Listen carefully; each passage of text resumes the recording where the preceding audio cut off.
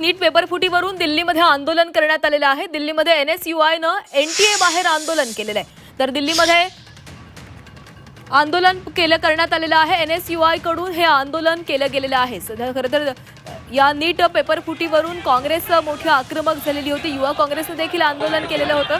आता देखील दिल्लीमध्ये आंदोलन केलं जात आहे। एनटीए बाहेर हे आंदोलन केले जाते। हातामध्ये फलक घेण्यात आलेले आहेत। बॅरिकेड्सवर चढण्याचा प्रयत्न करण्यात आलाय। पोलिसांकडून या सगळ्या आंदोलनकर्त्यांना अडवण्याचा प्रयत्नही केला जातो। जोरदार घोषणाबाजी देखील करण्यात आलेली आहे।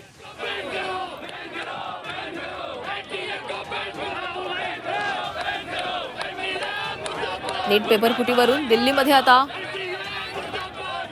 हे आंदोलन पेटल्याचं दिसतंय।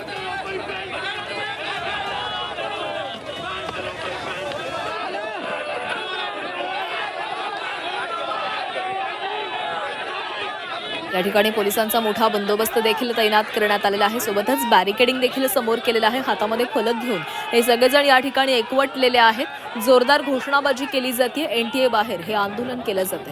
या बॅरिकेडवर चढण्याचे देखील या आंदोलनकर्त्यांनी प्रयत्न केलेला आहे। पोलिसांकडून त्यांना अडवण्यात आलेले आहे।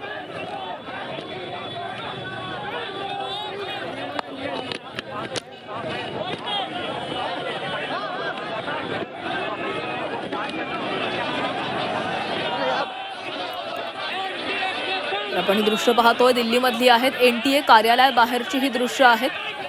एनएसयूआयचे हे कार्यकर्ते सगळे या ठिकाणी एकवटलेले आहेत। जोरदार घोषणाबाजी केली जाते। हातामध्ये फलक घेण्यात आलेले आहेत। नीट पेपर फुटीचा यामधून निषेध नोंदवण्यात आलेला आहे। याआधी देखील राज्यभरामध्ये एनएसयूआयनं आंदोलनं केलेली होती। आता दिल्लीमध्ये आंदोलन केले जाते। एनटीए कार्यालयाबाहेर हे आंदोलन केले जाते। मोठा फौजफाटा पोलिसांचा या ठिकाणी तैनात करण्यात आलेला आहे। या आंदोलकांना थांबवण्याचा प्रयत्न केला जातोय। मात्र काही आंदोलक बॅरिकेड्सवर चढल्याचं देखील समोर आलेलं होतं। पोलिसांनी त्यांना अडवलेलं आहे। या नीट पेपर फुटीनंतर देशभरामधून खरं तर संतापाची लाट उसळलेली होती। कारण या पेपर फुटीनंतर परीक्षा रद्द झालेली होती। अनेक विद्यार्थ्यांनी याचं टेन्शनही घेतलेलं होतं। काहींनी आत्महत्या केल्याचं समोर आलेलं आहे। त्यामुळे या विरोधात हा निषेध नोंदवला जातो। या संदर्भात बोलणार आहोत आमचे प्रतिनिधी उर्वशी खोना आपल्यासोबत आहेत। उर्वशी, दिल्लीमध्ये एनएसयूआयचं हे एनटीए बाहेर आंदोलन सुरू आहे। नक्कीच नॅशनल टेस्टिंग एजन्सी जी आहे एनटीए त्याच्यासमोर रोज जे एनएसयूआय आणि एबीव्हीपी यांचे आंदोलन सुरू आहेत। आज परत एनएसयूआयने आंदोलन केलं आहे। नेमकं तुम्ही तारीख जाहीर केली, पण मुळात पेपर लीकचा जो गुन्हेगार आहे किंवा पेपर लीक थांबवण्यासाठी, पेपर फुटी थांबवण्यासाठी काय नेमकं ऑन ग्राउंड जे आहे तयारी केली आहे, हे नेमकं प्रश्नचिन्ह आहे। धर्मेंद्र प्रधान यांचा राजीनामा व्हावं अशा वेगळ्या वेगळ्या मागणी जे आहेत ते एनएसयूआय कडून केली जाते आहे।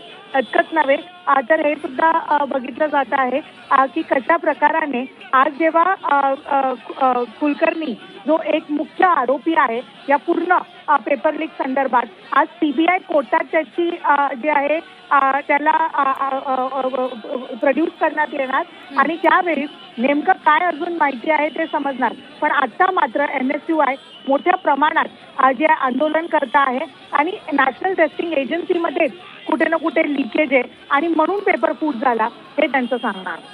नक्कीच उर्वशी, धन्यवाद दिलेल्या सविस्तर माहितीसाठी।